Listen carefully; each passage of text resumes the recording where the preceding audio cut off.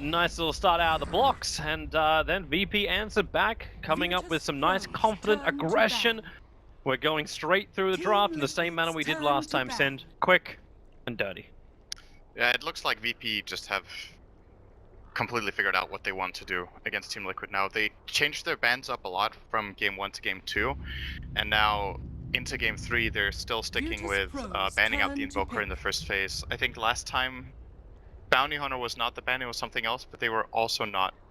In game two, Bounty was banned in the first phase. In Game 1, he wasn't. Okay, so this is the same bans from VP in that case, if it was Bounty.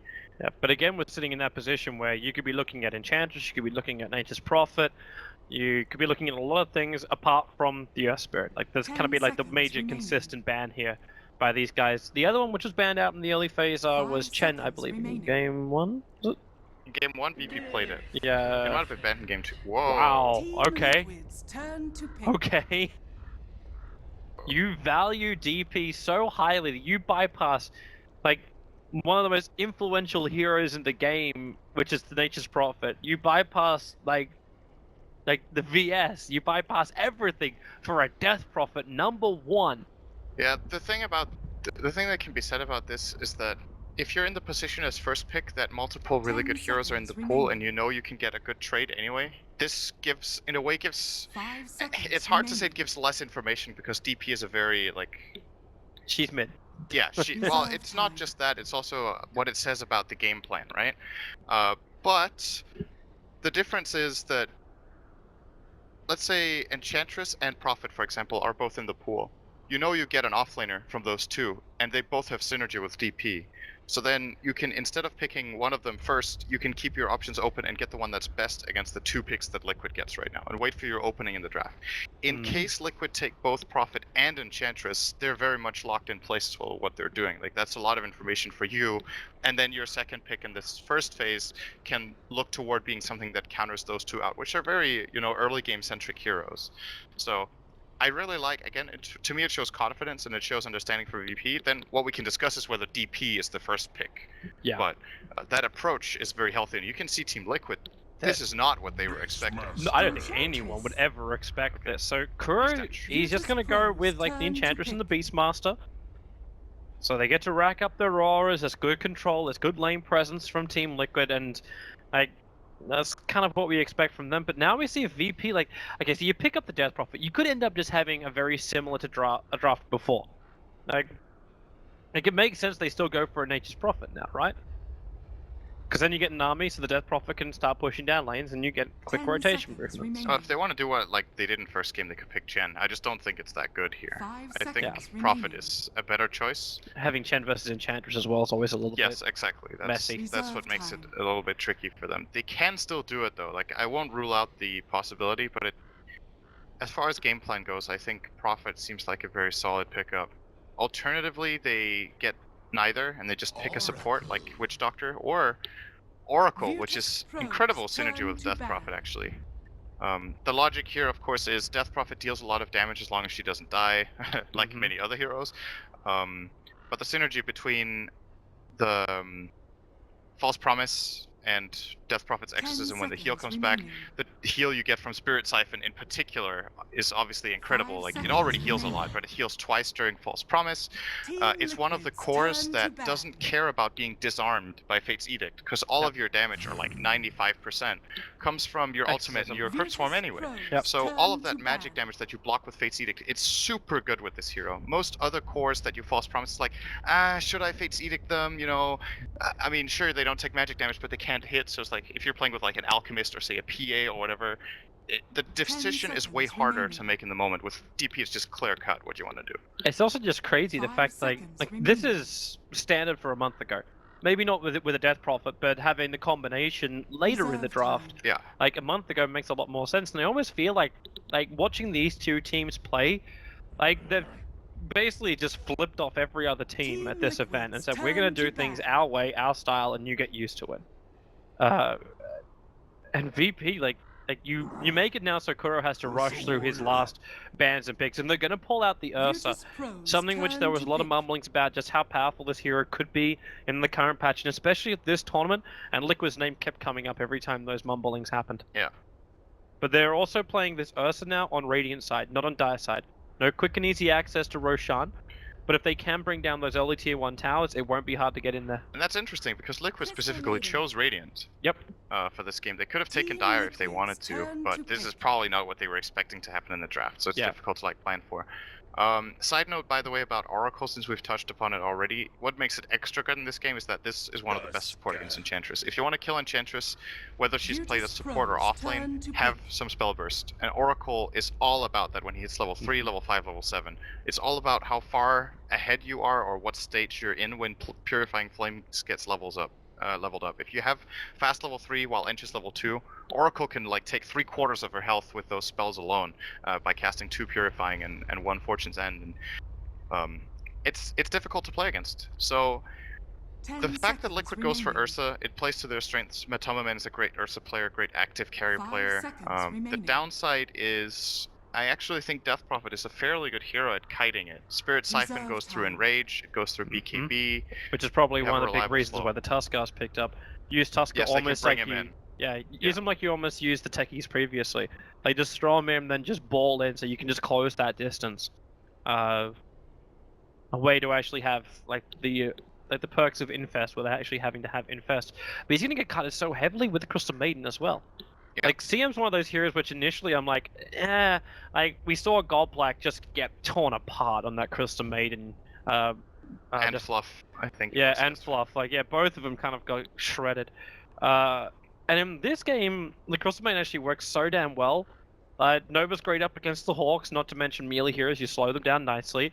The Frostbite's perfect up against, again, Hawks, Boars, as well as Enchantress creeps. So you can stop Beastmaster from having an easy presence on that top lane, and then her freezing field, Ursa was going to have a very difficult time running around in the middle of these fights. Same with the Enchantress, even Tuskar.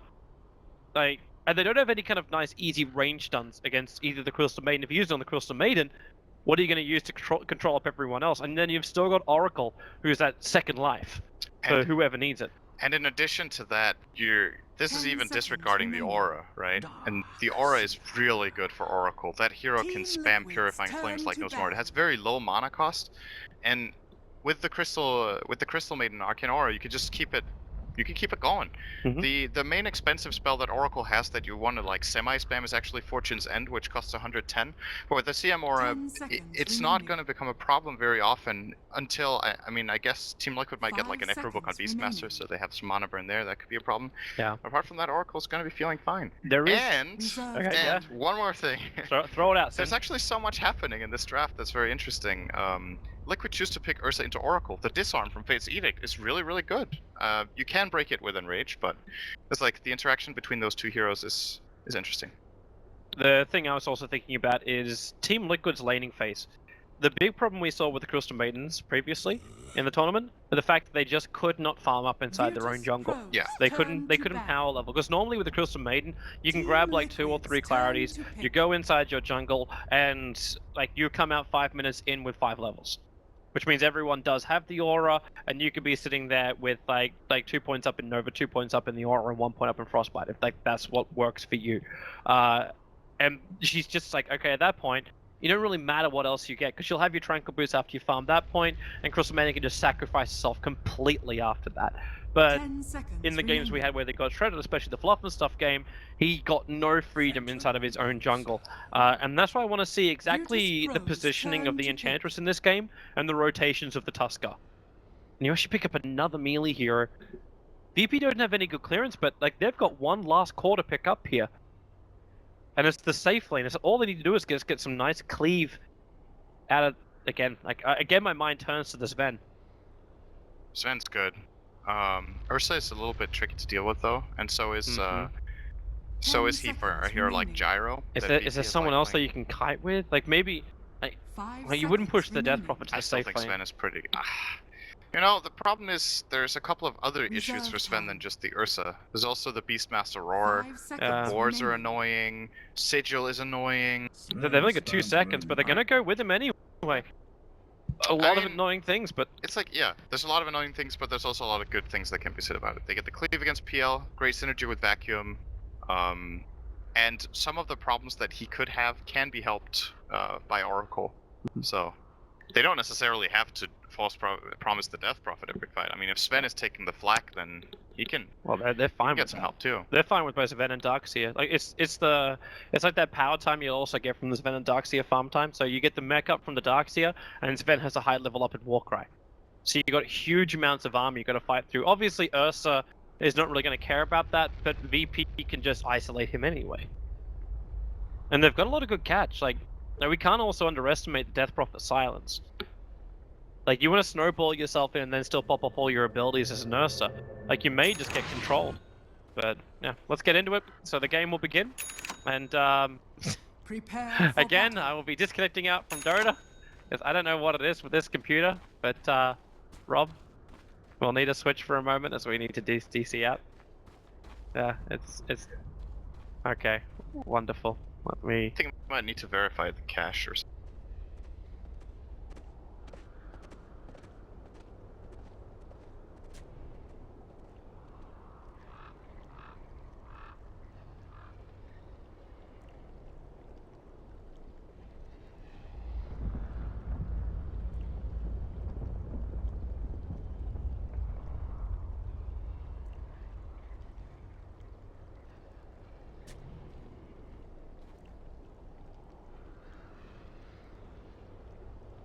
"30 seconds to battle.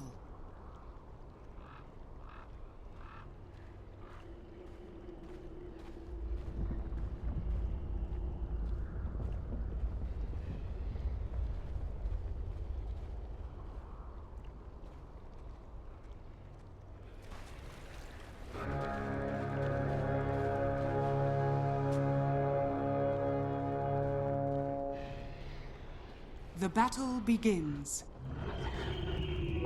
Thank you, my beauties.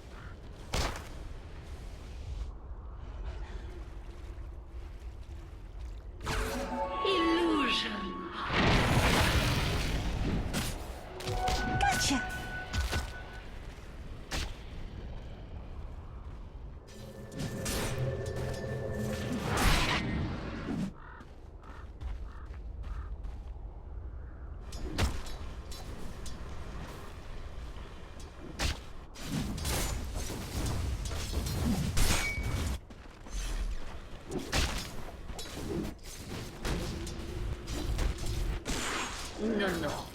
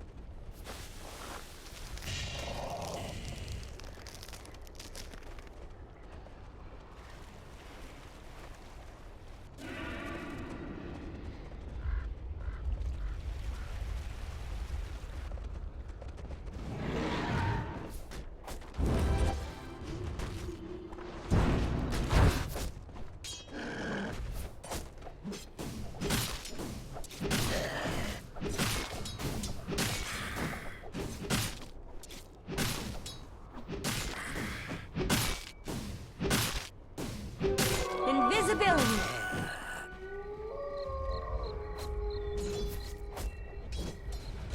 Denied.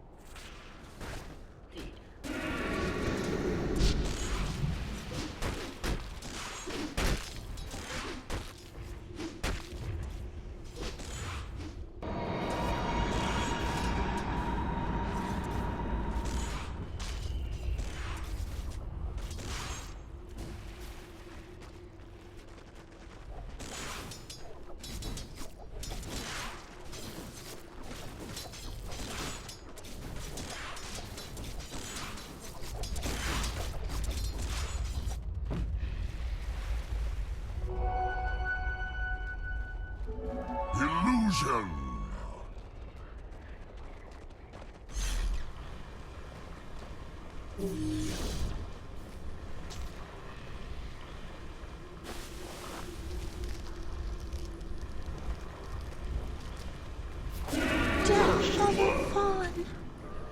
First blood. I foresee a great deal more.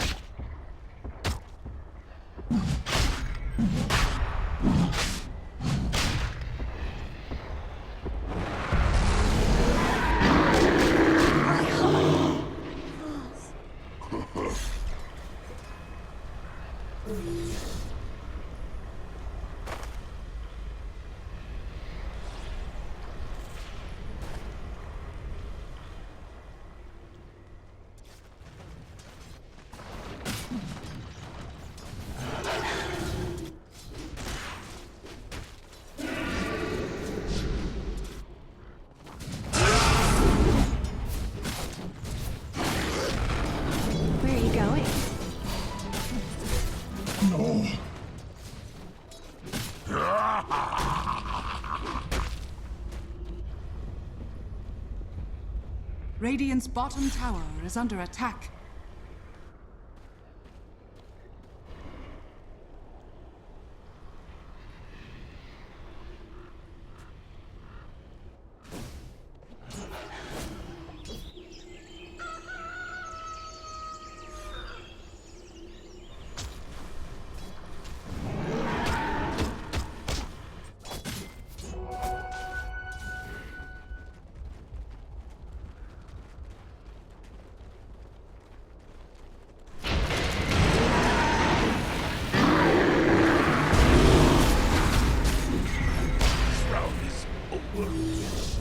Your life, much like your head, lacked a point.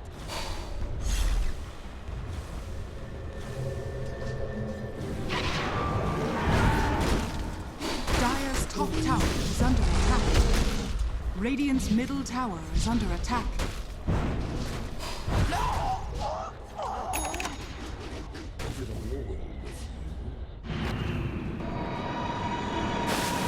Nature attends. An unnatural death. You should not have crossed me.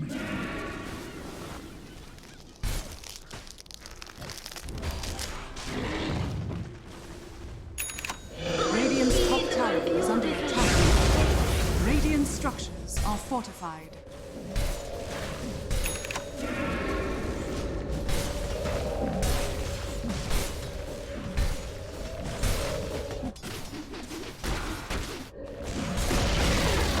Radiant's top tower has fallen.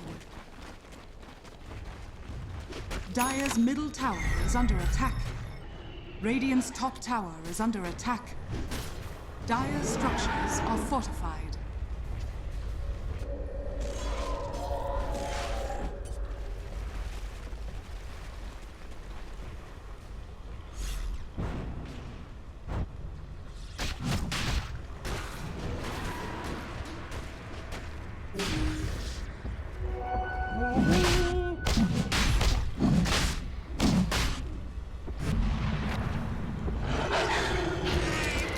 Dire's bottom tower is under attack.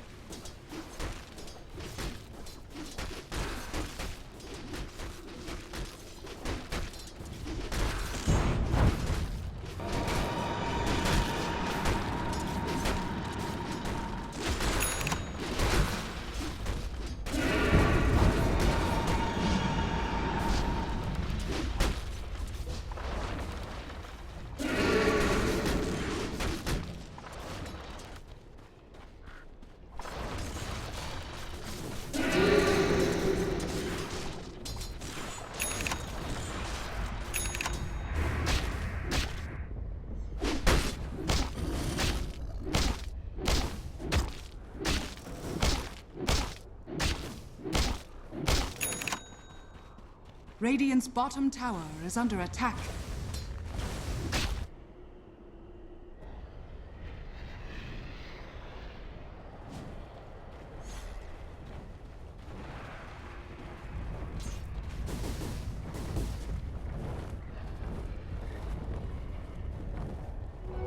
Wish fulfilled.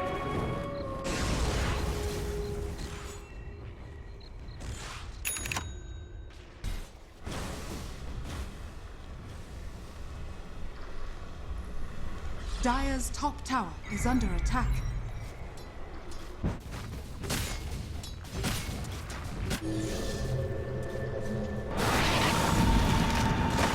Dire's top tower has fallen.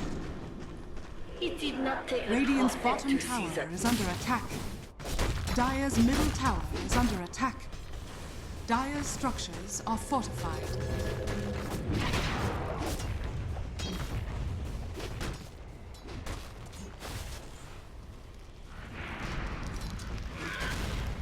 Radiant's bottom tower is under attack.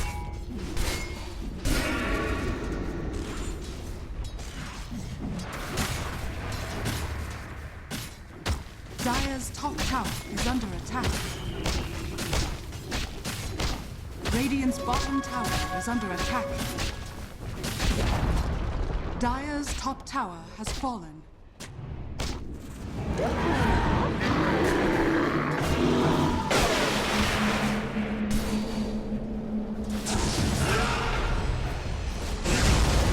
Radiant's bottom tower has fallen.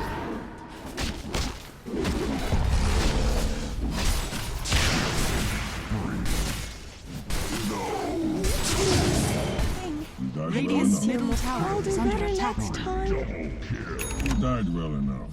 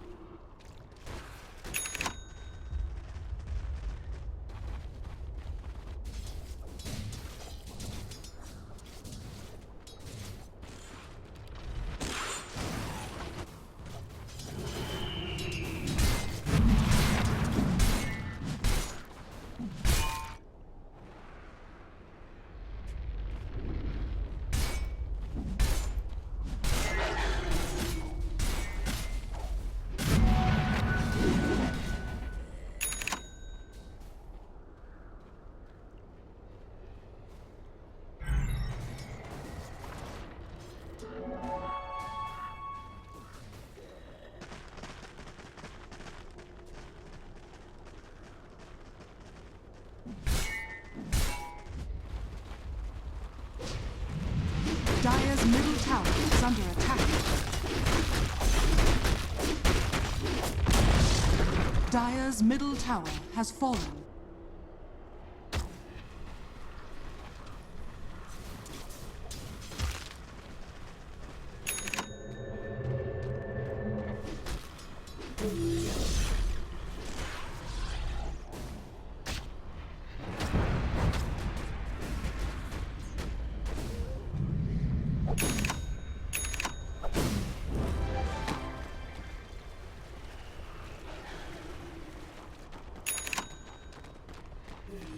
Radiant's middle tower is under attack.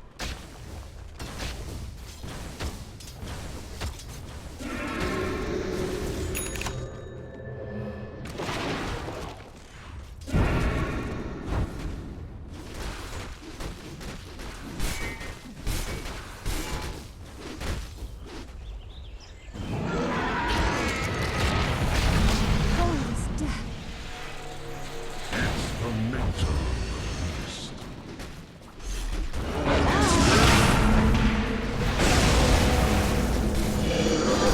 Realize. This is outrageous. This is death.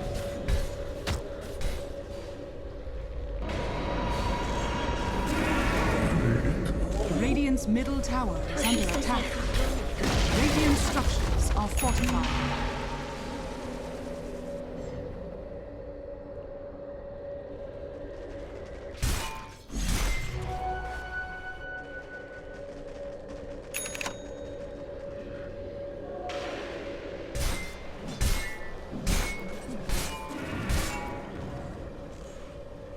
Radiant's middle tower is under attack.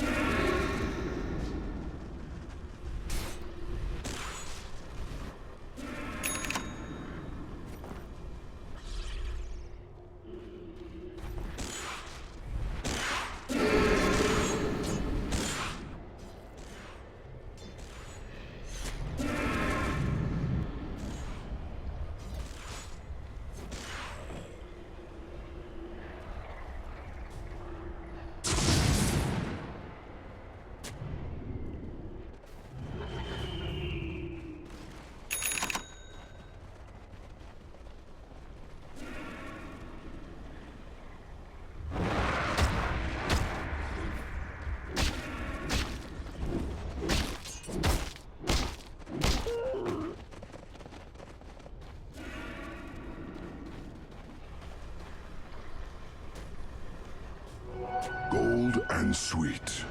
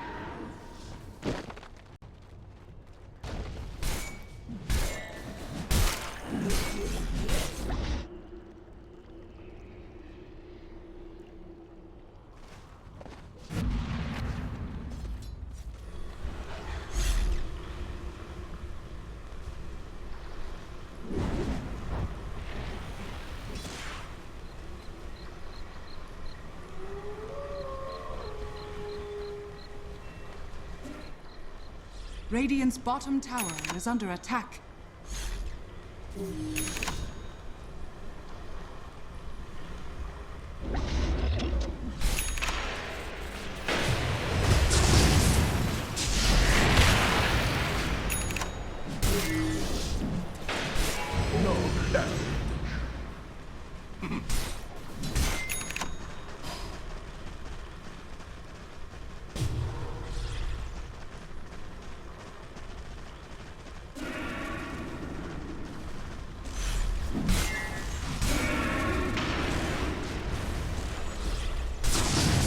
Radiant's top tower is under attack.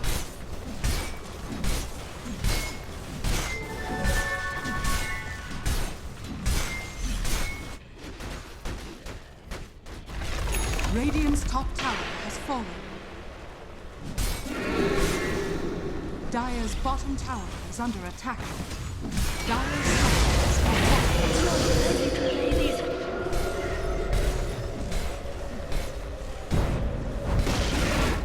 Radiant's top tower has Dire's bottom tower has fallen.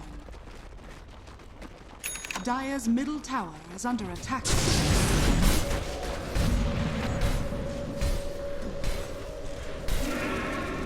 Dire's bottom tower is under attack. Dire's bottom tower, Radiant's top barracks, has fallen. Dire's middle tower is under attack.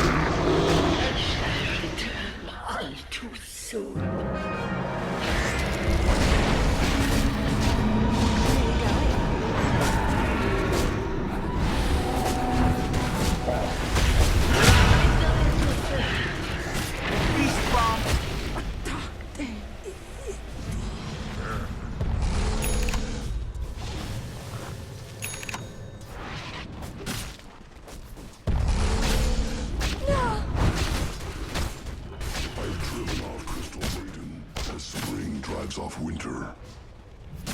Dire's middle tower is under attack.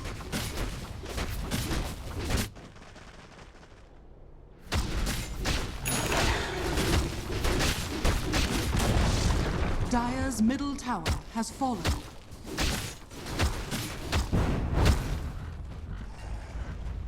Dire's middle tower is under attack.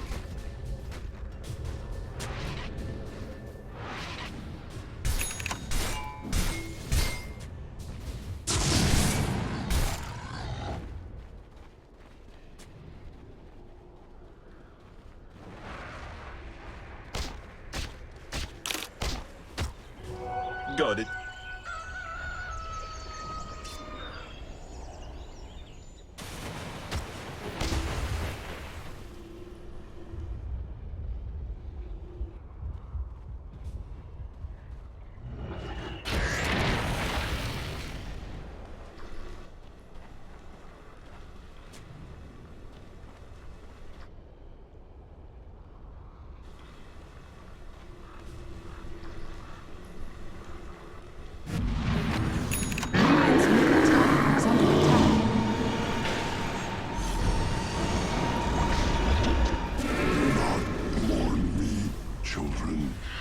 Radiant's middle tower is under attack.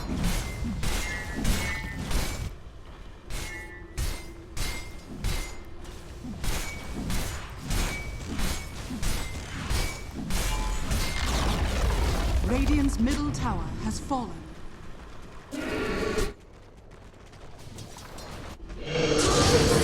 Dire's bottom tower is under attack. Dire's structures are fortified.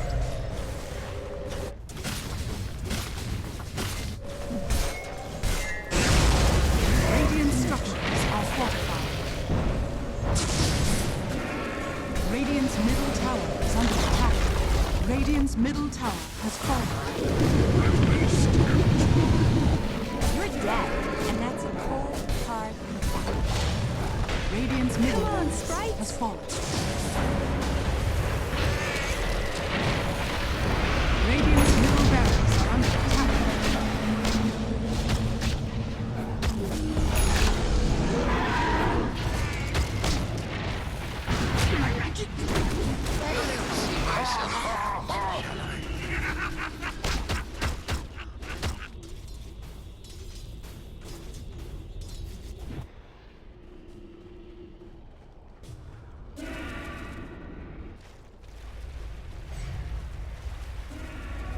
Regeneration!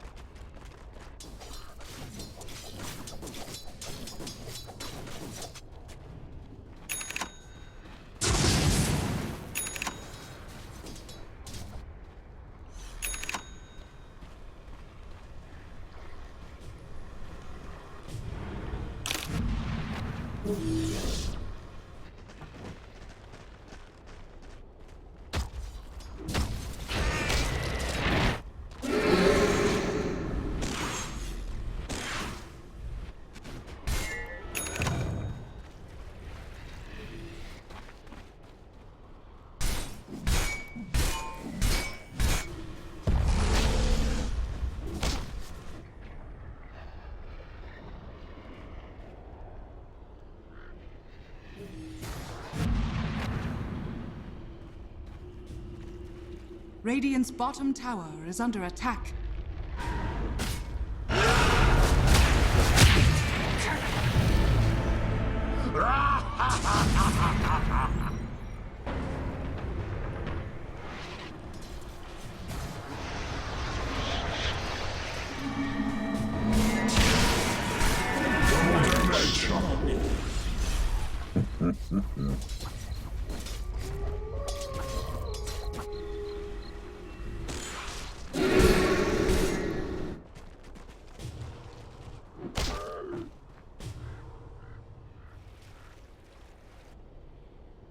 Radiant's middle barracks are under attack.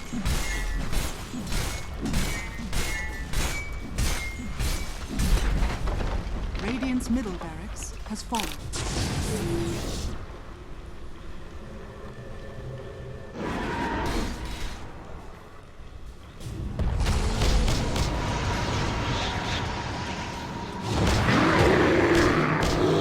These prophets mean nothing. Did that. Come get healed.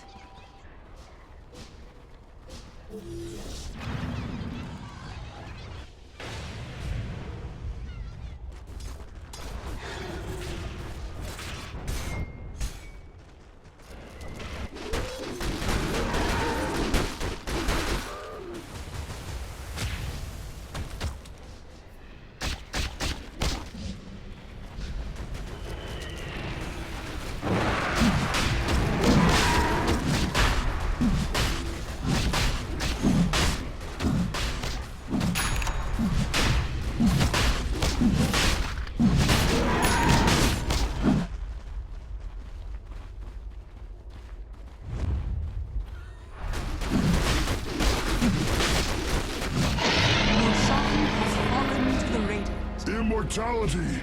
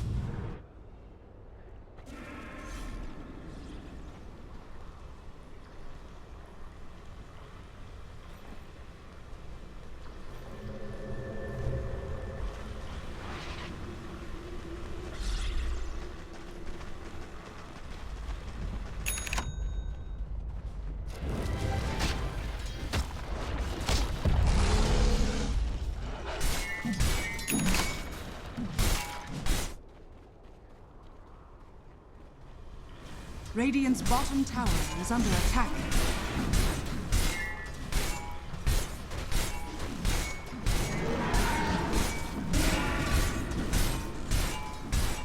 Radiant structures are fortified.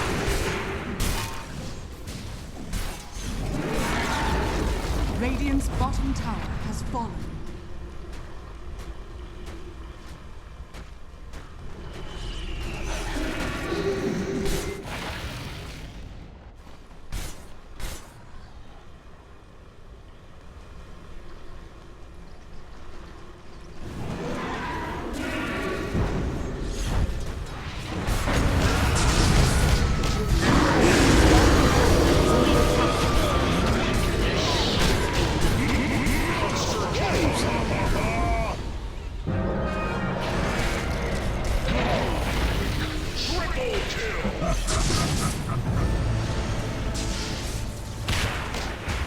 Radiant's bottom tower is under attack.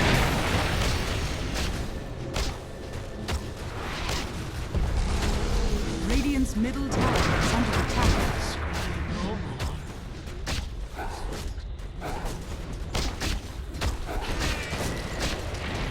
Radiant's middle tower is under attack. Regeneration!